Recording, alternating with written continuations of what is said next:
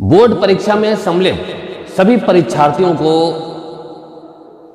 हमारी तरफ से बहुत बहुत शुभकामनाएं कि वो परीक्षा में अच्छे नंबरों से पास हों और अपने माता पिता का नाम रोशन करें।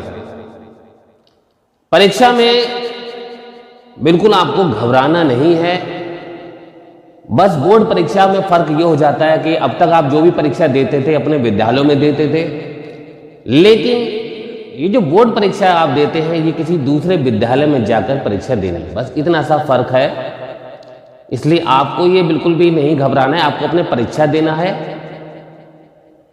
इसलिए मन में कोई घबराहट ना रखिए कि अरे हम नए विद्यालय में जा रहे हैं। आपको विद्यालय से में कोई पढ़ना नहीं है, आपको वहां परीक्षा देनी है 3 घंटे की। आप वहां आराम से परीक्षा दीजिए, अच्छी सी तैयारी करके जाइए। और यदि आपका कोई प्रश्न नहीं भी आता है तो यह बिल्कुल भी ना करें कि आप उन प्रश्न को छोड़ आए।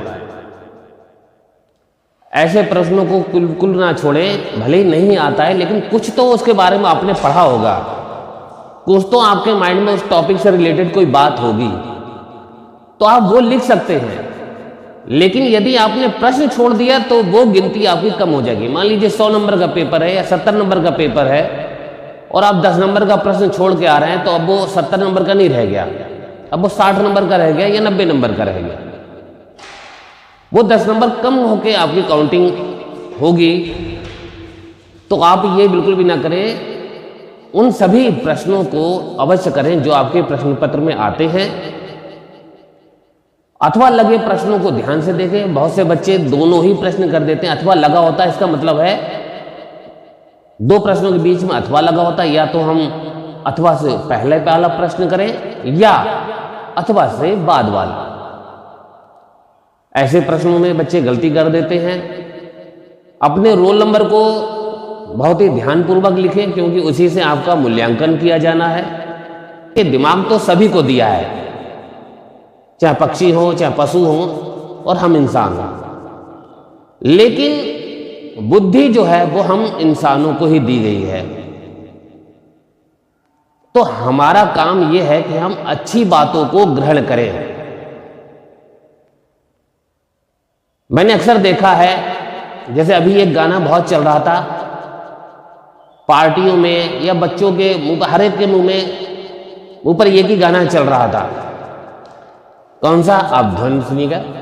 आज की रात मजा हुस्न का आंखों से लीजिए।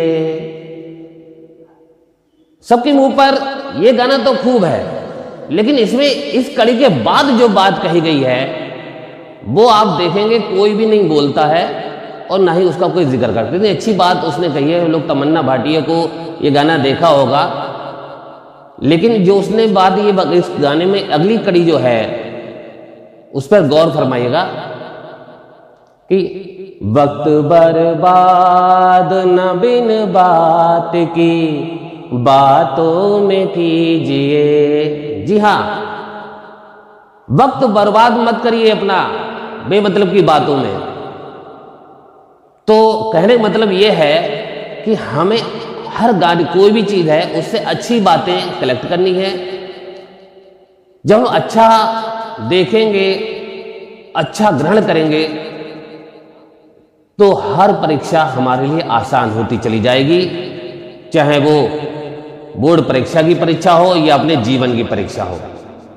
तो मैं बस इतना ही कहना चाहूंगा और अपने सभी स्टूडेंट्स जो हमारे विद्यालय में आए हैं और जो भी हमारे इस वीडियो के माध्यम से हमें देख रहे हैं, उनको बहुत बहुत शुभकामनाएं फिर से कि वो परीक्षा को बिल्कुल निडर होकर आत्मविश्वास से परीक्षा दें।